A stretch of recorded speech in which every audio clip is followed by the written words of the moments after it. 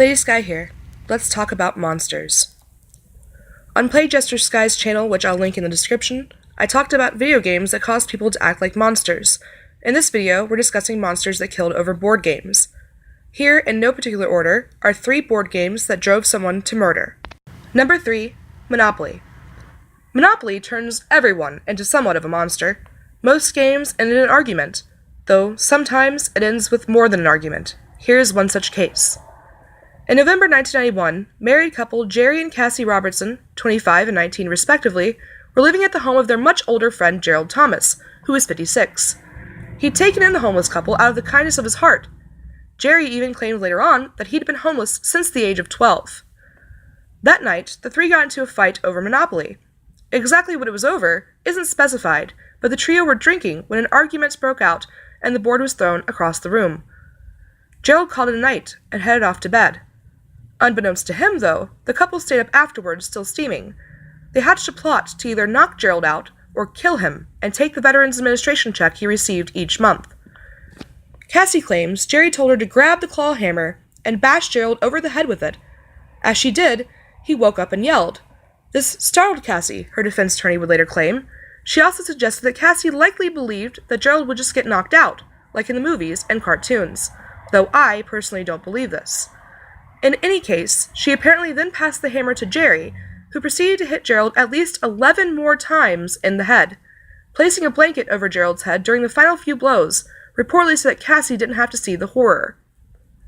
Afterward, they both participated in robbing him and attempted to disappear. The last time they were seen before the murder was on November 2nd, and they were by the side of Gerald as he cashed his Veterans Administration check for $594. Not long after that footage, he was dead. The two then ran off to Nebraska, then moved on to Colorado, before being caught on an unrelated misdemeanor in California. During their attempted escape, Gerald's ex-girlfriend arrived at his home to check up on him on November 8th and found him beaten to death in his bed, wrapped in a blanket. She immediately called 911 and also informed them that he'd had Cassie and Jerry living with him when this occurred. The police arrived and discovered Gerald's body. It was clear that he'd been murdered several days before. They also found the hammer still covered with blood, hair, and tissue. They immediately issued a warrant for the couple's arrest, and when they found the couple was in Fresno, they sent the warrant to California with a request to extradite them back to Utah.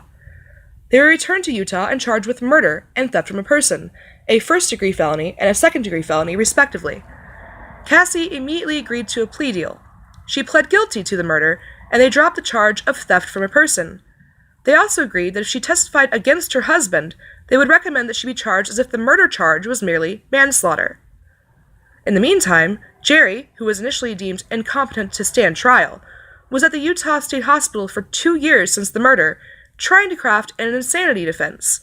The judge eventually determined it had been an act.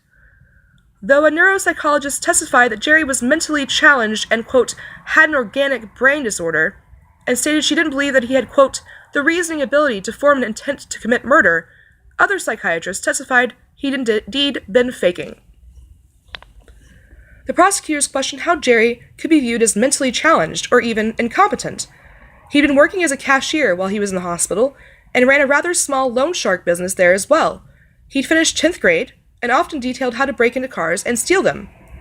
This doesn't seem like the actions of someone too incompetent to commit murder. The defense tried to suggest that maybe Jerry woke up to his wife screaming, being sexually assaulted by Gerald, that this was an attempt to defend her. However, there was no proof of this claim, and at that time, neither one of them had even mentioned such a thing. In fact, they had stated at the start that this began over Monopoly and turned into a plot to take his money. Jerry's defense, still trying to sell the mentally challenged angle, tried to claim this plot was too complicated for Jerry, but not for Cassie, claiming that she dealt all the blows. The defense also asked if any man would, quote, send their wife to get into physical combat. For Cassie's part, Jerry's defense attorney brought up a quote from a police lieutenant stating she was a pathological liar and that the majority of her testimony is unbelievable. Her story changed several times and was full of inconsistencies.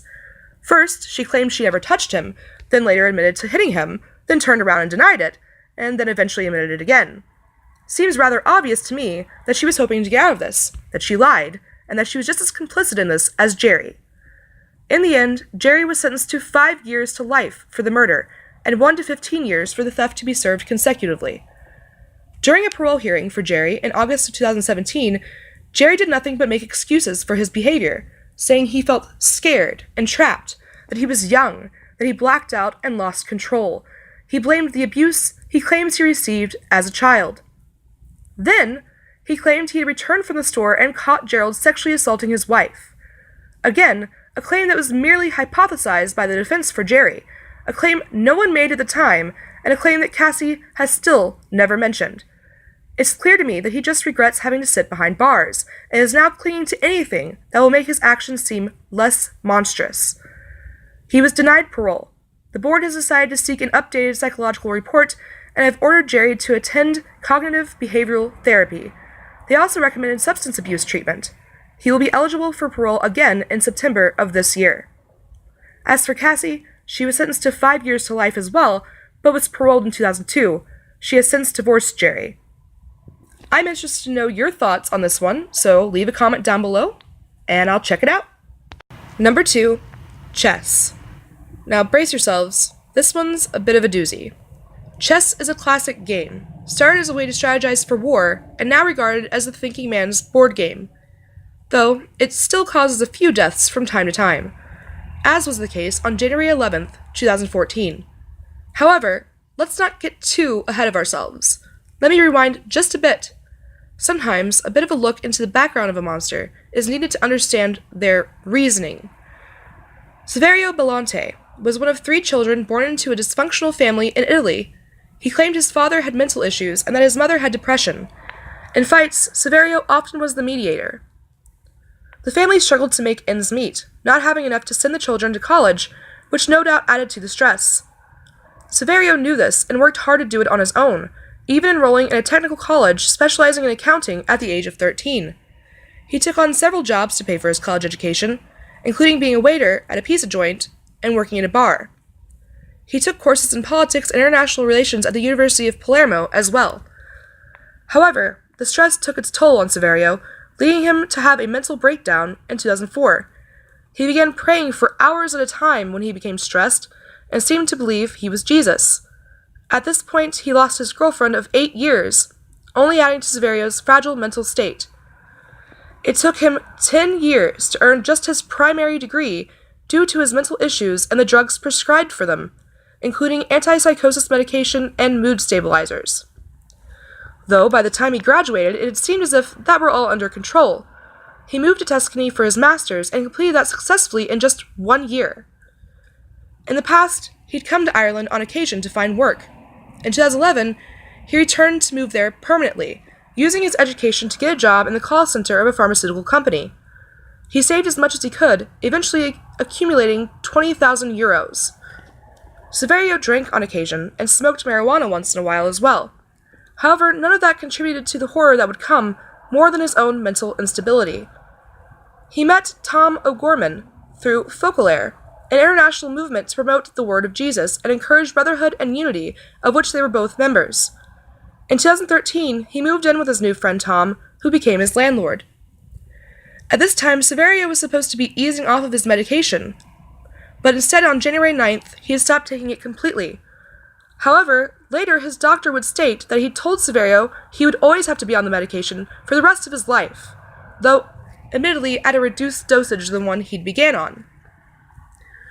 After quitting on January 9th, come January 10th, he almost immediately began to exhibit delusional behaviors, such as viewing a soccer game as a battle between good and evil. Now, we're caught up to the beginning.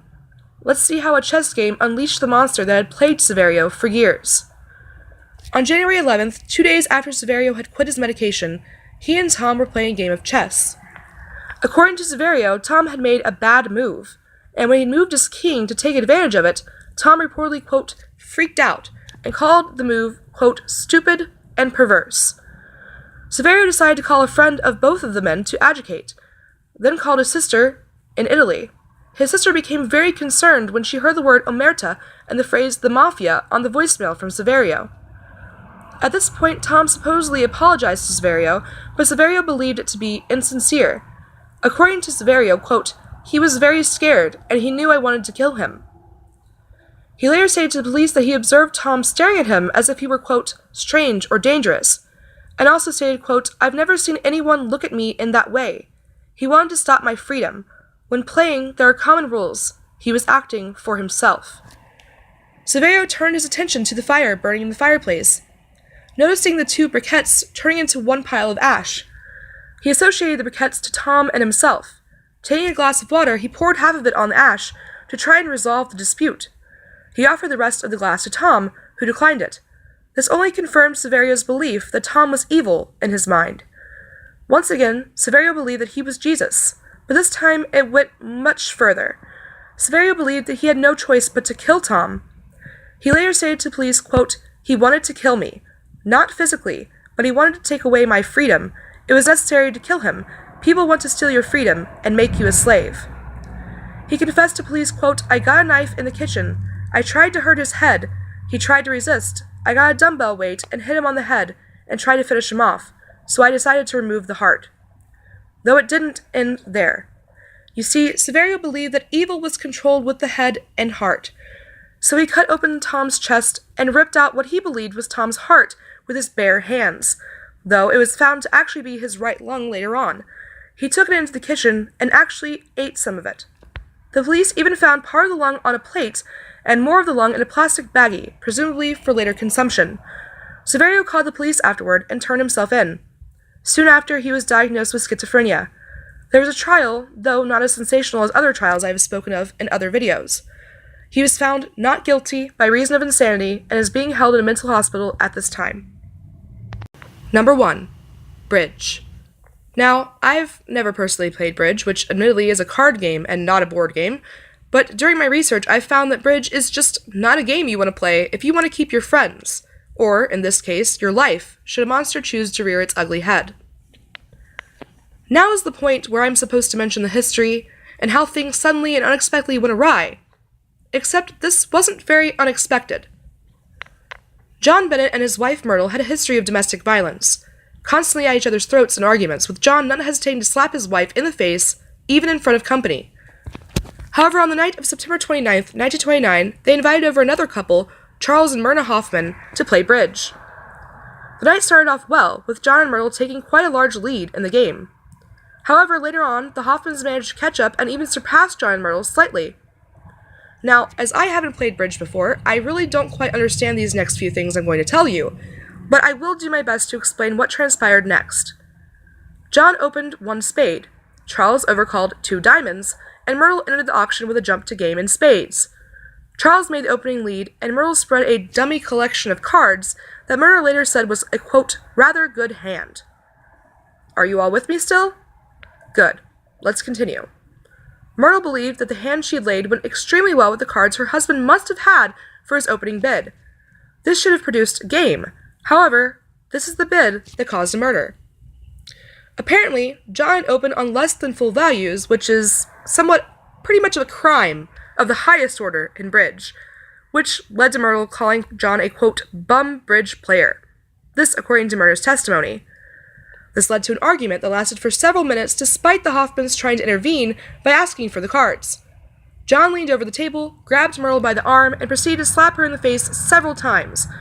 At this point, the argument was so out of hand that it wasn't possible to calm them down. Myrtle began mocking John, repeating, quote, nobody but a bum would hit a woman, over and over in a sort of sing-song tone.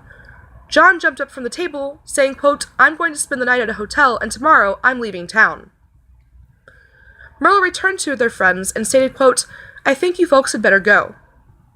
John immediately headed to the bedroom and began packing his bags, while Myrtle headed to her mother's room to grab her mother's already loaded gun. Charles lingered before leaving, and was attempting to discuss something with John when Myrtle appeared holding the gun. John attempted to hide in the bathroom, locking the door behind him. Myrtle wasn't dissuaded and shot through the door twice, missing John both times. The bathroom had 2 doors, and John attempted to leave the bathroom through the other door that opened into a hallway. From there, he ran to the front door and was trying to open it when Myrtle shot at him twice more. However, these shots hit their target, and John fell to the floor. The police were called at some point, and Myrtle was arrested and charged with the first-degree murder of her husband. That should be it, right? She's charged and gets convicted. All's well that ends well. Nope. This, of course, turned into a case of the battered wife who got fed up. It was held up as a case of a woman getting her just desserts for a life of abuse. She was heralded as a hero to women everywhere, just as Lorena Bobbitt was in her day. But was it justified? No one involved remembers John's exact hand, the exact move that caused his death, yet many women identified with Myrtle and applauded her actions. There was much discussion surrounding the hand John played, but what was more interesting was Myrtle's inconsistency and the obvious bias of those involved in the trial.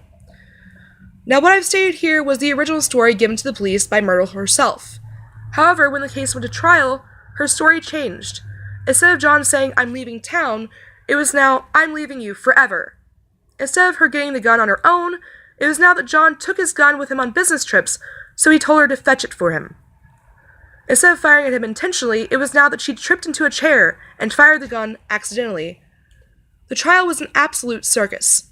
The prosecution and the defense argued like cats and dogs, the defense at one point breaking into tears with the defendant, while the prosecution fired back asking the judge to halt the trial to give counsel long enough to, quote, give the defense and his client a chance to finish their cry. The defense retaliated with, quote, "I wish I could be as cold-blooded about it as some in this courtroom." The judge and jury both overlooked the obvious evidence in front of them. After shooting at her husband 4 times, it was still deemed an accident. She was acquitted and was free to benefit from her husband's $30,000 life insurance policy, which was quite the magnificent sum in the 1930s. She lived out the rest of her days playing bridge and traveling the country, befriending celebrities and living in luxury while playing bridge. She died in Miami, Florida, in January 1992 at the age of 96. She never remarried nor had any children, as she worked as the executive head of housekeeping at Hotel Carlyle in New York. Her home, when she wasn't traveling and befriending celebrities such as Mary Pickford and her husband Buddy Rogers, along with Henry Ford II. When she died, her estate was valued at over $1 million, the majority of which she left to the surviving family members of the husband she'd murdered so many years before. One last note. At the time of her sentencing, the prosecution exclaimed upon her non-guilty verdict that, quote, "It looked like an open season on husbands. If only he knew." Now, this is supposed to be a top 5, but some of these were a bit crazier than I'd anticipated. I hope you don't mind too much. As always, be wary of the monsters out there.